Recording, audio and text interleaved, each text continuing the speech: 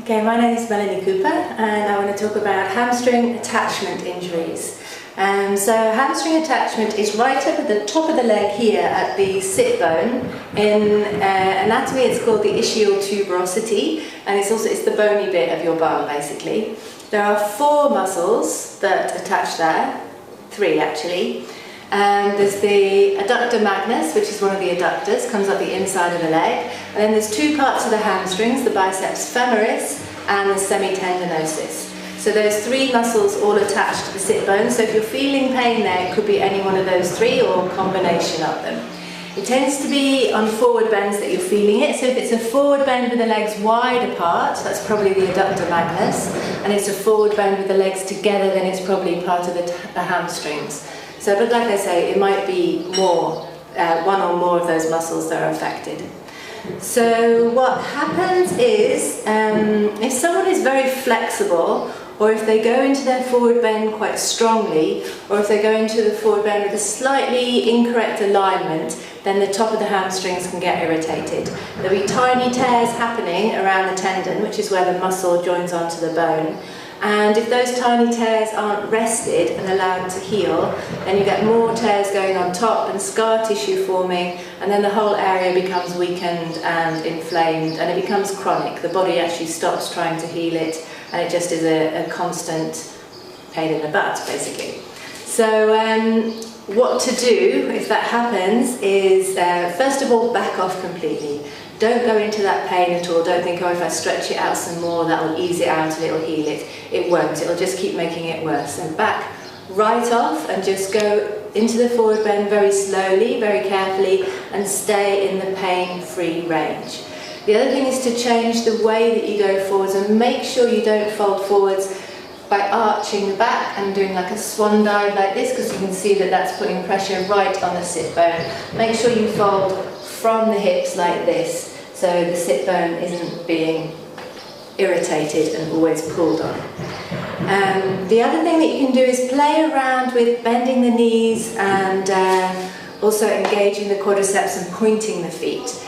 It used to be that yoga teachers would always advise students to bend their knees if they had something wrong with their hamstrings.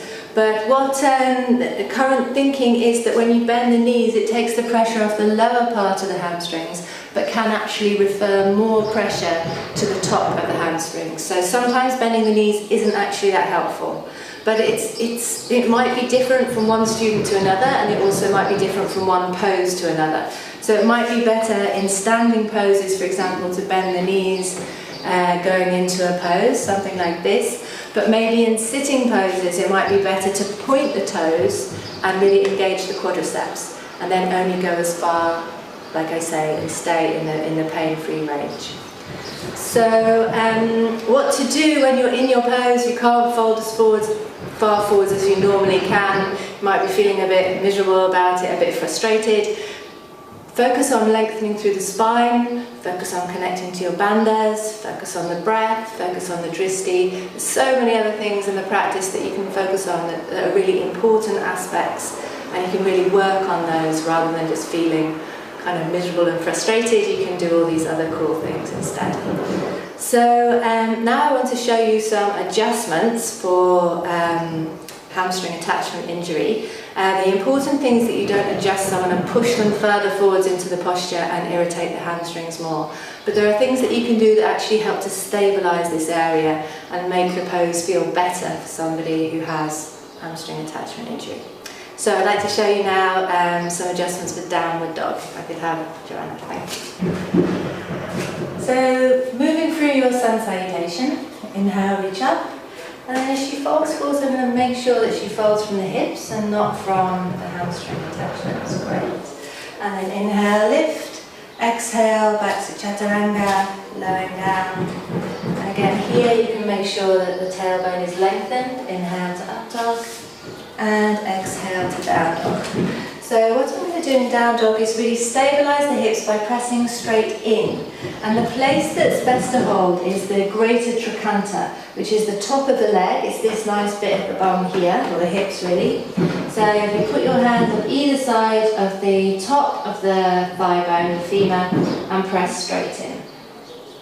And then the action in the pose is actually to press down, in and down. And then it feels nicely stabilizing for the student.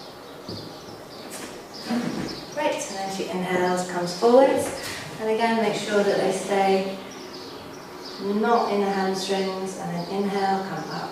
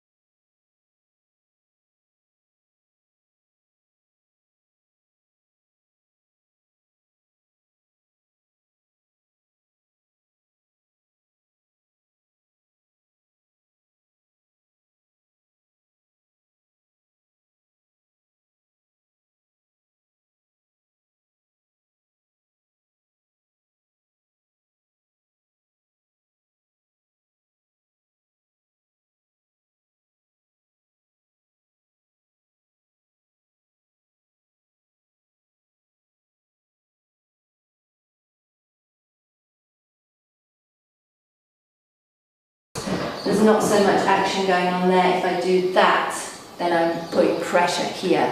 So if we do that over and over again, putting pressure on the top of the hamstrings, that can cause problems.